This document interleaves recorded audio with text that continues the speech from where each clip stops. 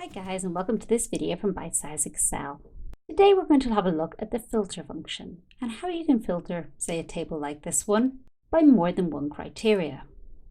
So here we've got a risk assessment table that has the impact of the risk and the risk probability. And say we want to filter this by those two columns.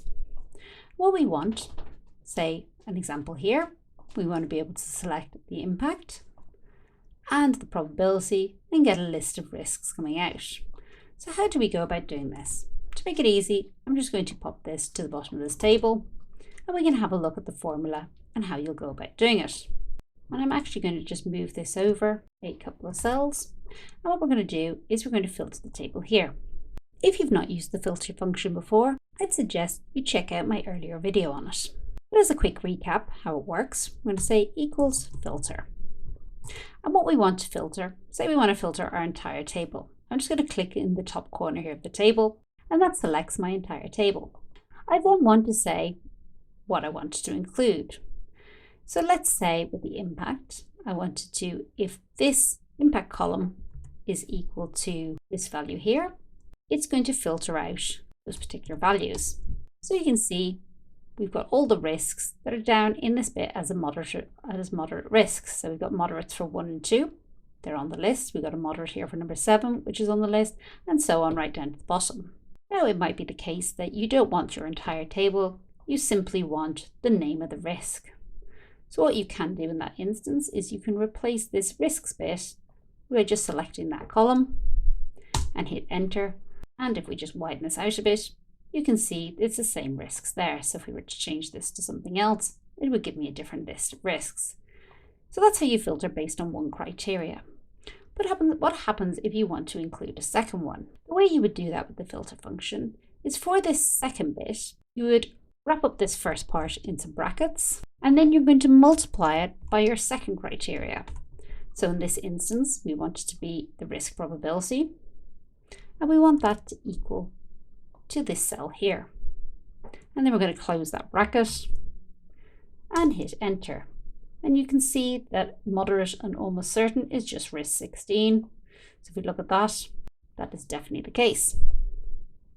Now if we find something that's got more than one, so critical and almost certain, risk 6 and risk 14, critical and almost certain right there, and risk 14, critical and almost certain. So you may be wondering, why does this work? So what I'm going to do is I'm going to show you what these second parts actually are doing. And this will explain why this works and returns a correct list. So if we go equals and then copy that part of the formula there. So essentially what in this column is equal to critical and hit enter, you'll get a list of trues and falses that correspond to the different rows. So you can see there's trues here on rows 1, 2, 3, 4, 5, on 5 and 6. And you can see here 5 and 6 are criticals, which is the same as this. It's the same thing for the second part of this formula. So if we copy this over and go equals and copy that in, this will essentially give you the same trues and falses for almost certain. In this instance, row 6, and you see row 6 here is a true. So what happens when you multiply this together? So if we say false by false, you'll get a list. So you get 0 for false by false, you get 0 for false by true, which is like this row here, and true by true is 1.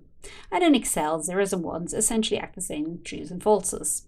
So when you do your filter, looking at this result, it will only return your results where you have a 1. So in this instance, row 6 and row 14, which is risk 6, 6 and 14 in this particular example.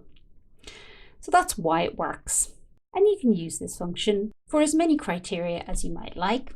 You just add in more multiplieds, and essentially it will only be returning a 1 where everything in a row is true, which makes this a really useful way of getting a filtered list by multiple criteria. I do hope that you found this video useful. If you've got any particular questions, do let me know in a comment. Remember, as always, to like and subscribe, and I'll see you all in the next video.